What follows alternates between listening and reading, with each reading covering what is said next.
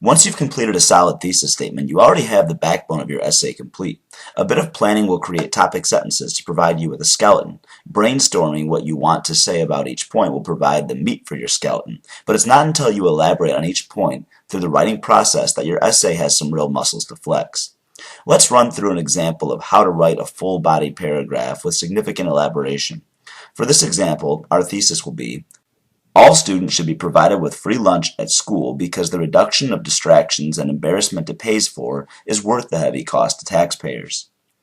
This thesis tells us that the writer is in favor of a free lunch for all students. The writer's first body paragraph will explain why a reduction of distractions will come with providing free lunch for all students. The second body paragraph will explain how free lunch for all students will alleviate embarrassment. The third body paragraph will be a counterargument addressing the counterclaim of how much such an initiative would cost taxpayers. Let's write the first body paragraph.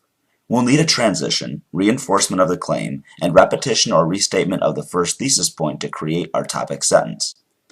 A key reason all students should eat lunch for free is to reduce the distractions in school. We should now explain what distractions exist in school and how providing all students with free lunch is going to reduce them. In our brainstorming, we may have come up with some quick bullet points that look like this. Pick the strongest points from your brainstorming and logically present them. Embed specific examples when appropriate, preferably from your experiences, observations, and reading. Employ rhetorical devices when appropriate, then close your paragraph. It may look something like this. Pause the screen and read over the example of elaboration carefully as it relates to the topic sentence.